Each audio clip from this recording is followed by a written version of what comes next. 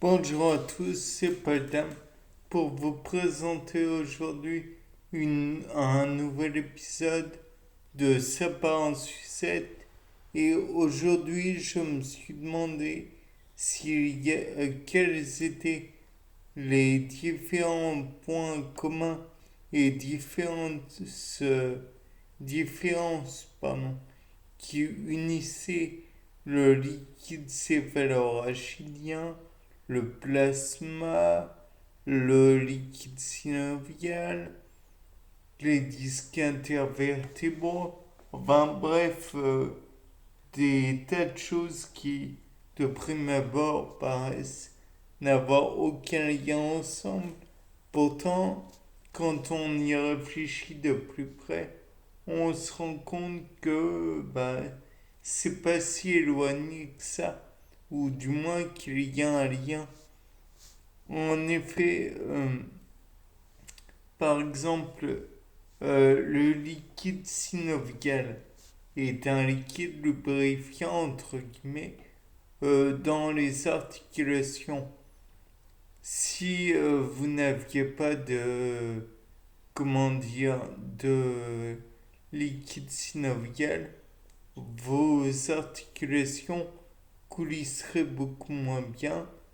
Vos os comment dirais-je, se, se rogneraient, entre guillemets.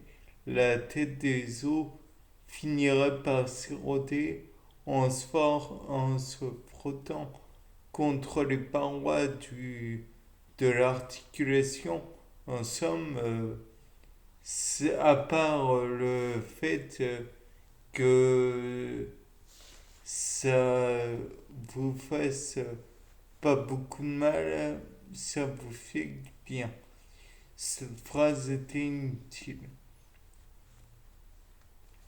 Si vous voulez, dans ce liquide, vous faites craquer vos doigts. Bon, et bien là, je viens de faire s'éclater des petites bulles qui sont dans le liquide synovial de chaque articulation de mes doigts. Au passage, ça ne cause pas d'arthrose, d'ostéoporose ou de je ne sais quoi. Donc le fait est que si vous avez ce liquide, c'est donc en grande partie pour lubrifier les jointures, empêcher les têtes des os de frotter les unes contre les autres. Donc ça empêche une certaine érosion. On peut dire que c'est un lubrifiant. De plus,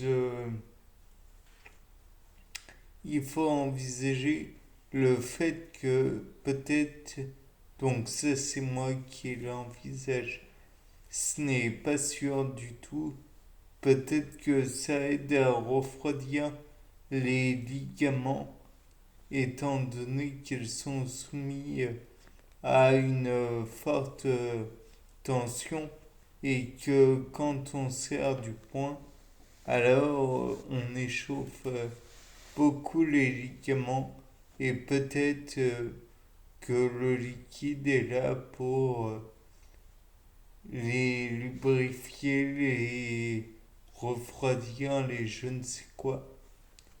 Je pense que ça peut avoir un intérêt maintenant à vérifier. Et donc le lien avec les disques intervertébraux, ceux-ci aussi se déforment lors de la courbure de la colonne vertébrale. Ceux-ci aussi permettent de regagner une certaine stabilité. Ceux-ci aussi permettent de lubrifier entre guillemets, les, comment dire, les mouvements et permettre de limiter l'érosion entre les différentes vertèbres. Et en fait, ils ont beaucoup d'intérêts communs, d'après moi, avec comment dire, le liquide synovial. On pourrait même envisager que ce sont comme des petites éponges imbibées avec du liquide synovial.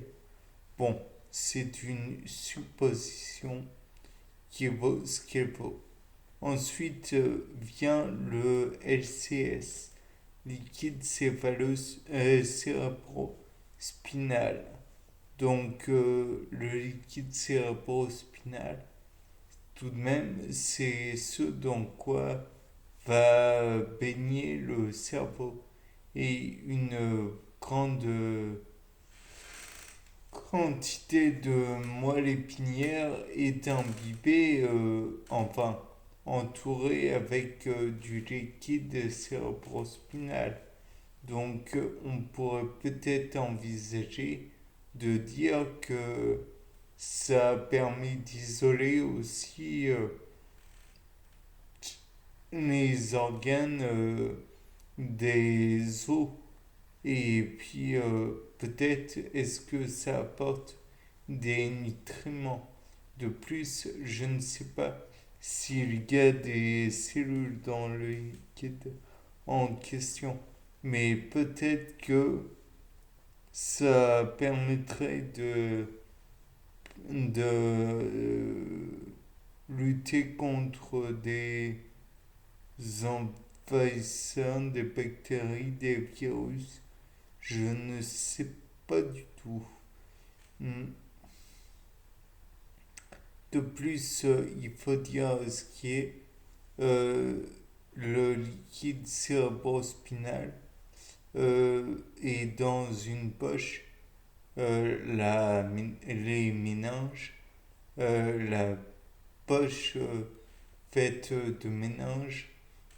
Je ne sais pas si on peut dire poche méningique. Enfin, toujours est-il que ça contient les méninges contiennent le liquide et le cerveau. Donc peut-être est-ce que le liquide en lui-même permet d'isoler le cerveau des méninges, ce qui pourrait avoir là encore une influence sur le, comment dire, l'érosion cellulaire. Et peut-être est-ce que ça isole aussi le cerveau du reste du crâne qui, lors des mouvements, peut-être endommagerait le cerveau. Donc là, avec le liquide cérébrospinal, ça atténue les mouvements.